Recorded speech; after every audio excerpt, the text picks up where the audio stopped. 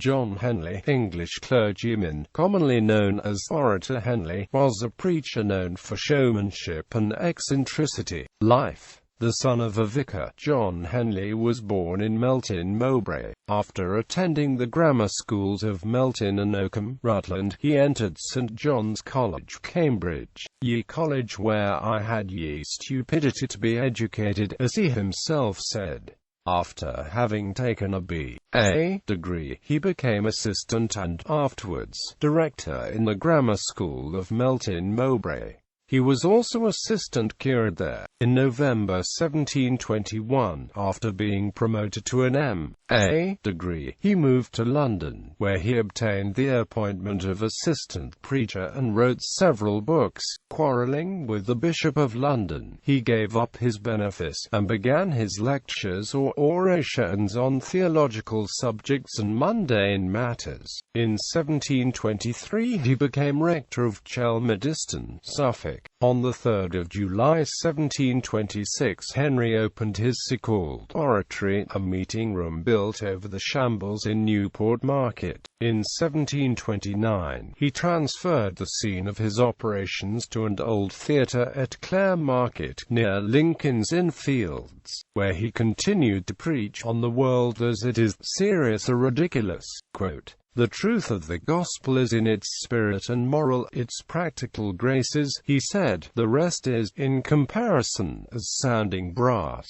or as a tinkling cymbal." His discourses were popular and subject to rowdy disturbances. Into his services he introduced many peculiarities. He drew up a primitive liturgy, in which he substituted for the Nicene and Athanasian creeds, two creeds taken from the apostolical constitutions. For his primitive Eucharist, he made use of unleavened bread and mixed wine, and, most interestingly, he distributed medals of admission to his oratory, at the price of 1 shilling. A visitor accused Henley that money was the god whom he worshipped. "We must give 1 shilling to the doorkeeper, for the seats were personal property." A very fine story indeed, and such a one that is not to be paralleled, that we should pay 1 shilling before we can worship God. Henley knew that the most original element in the services was he himself. In his Dunciad, Alexander Pope called him he possessed oratorical ability and adopted a theatrical style of elocution, tuning his voice and balancing his hands.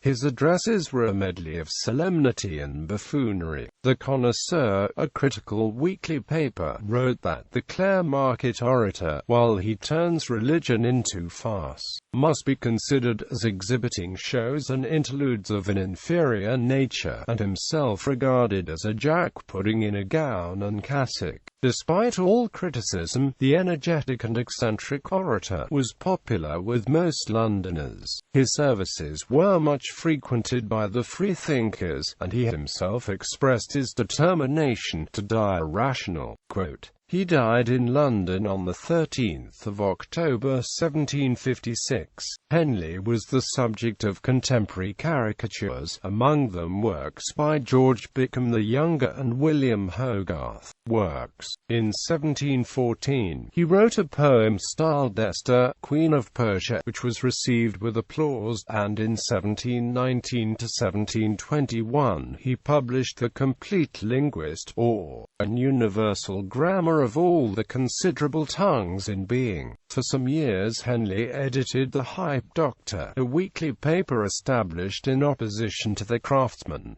In 1726 he published the Primitive Liturgy.